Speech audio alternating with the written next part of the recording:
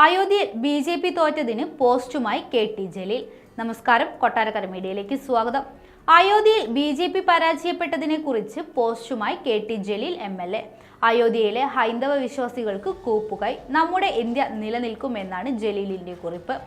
2024 ലോക്സഭാ തെരഞ്ഞെടുപ്പിൽ ഏറ്റവും വലിയ അട്ടിമറി നടന്ന പാർലമെന്റ് മണ്ഡലം അയോധ്യയിലെ രാമക്ഷേത്രം ഉൾക്കൊള്ളുന്ന ഫൈസാബാദാണ്. ഇന്നും 95% ഹൈന്ദവ സഹോദരി സഹോദരർ താമസിക്കുന്ന മേഖലയിലാണ് ബി.ജെ.പി.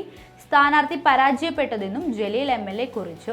രാജ്യത്ത് മുഴുവൻ വിതറാനുള്ള വിഷം പുകച്ചോടത്തെടുത്ത് 54,567 വോട്ടിന്റെ വ്യത്യാസത്തിൽ ബി.ജെ.പിയെ മൂക്കുകുത്തിച്ചത് സമാജ്വാദിയാണ്. മതനിരപേക്ഷതയുടെ ഈറ്റില്ലമായ അയോധ്യ സഖികളെ തോൽപ്പിച്ച് അതിന്റെ പൈതൃകം ഒരിക്കൽ കൂടി തെളിയിച്ചു. ഭൂരിപക്ഷത്തിന്റെ കാര്യത്തിൽ നരേന്ദ്രമോദി ഏറെ പിറകിലേക്ക് തള്ളപ്പെട്ടു. കുതന്ത്രം മാത്രം കൈമുതലാക്കിയ മോദി തന്ത്രിയുടെ വേഷം വിട്ട് ആളുകളെ പറ്റിക്കാൻ നോക്കിയത് ജനങ്ങൾക്ക് തീരെ ബോധിച്ചിട്ടില്ല. ദുർബലനായ മോദിയുടെ ദയനീയമായ മുഖമാണ് ഇനി രാജ്യം കാണാൻ പോകുന്നത്.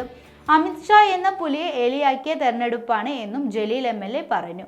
തോൽവിയിൽ മനം ചത്തിരിക്കേണ്ടവരല്ല ഇടതുപക്ഷ പ്രവർത്തകർ എന്നും പാവപ്പെട്ടവരുടെ അഭ്യുന്നതിക്ക് വേണ്ടി പോരാടാൻ രൂപീകൃതമായ കമ്മ്യൂണിസ്റ്റ് പാർട്ടിക്ക് അധികാരലബ്ധിയും അധികാര നഷ്ടവും അമിതാവേശവും ഉണ്ടാക്കുകയോ നിരാശപ്പെടുത്തുകയോ ചെയ്യേണ്ട വിഷയങ്ങളല്ല എന്നും അദ്ദേഹം പറഞ്ഞു.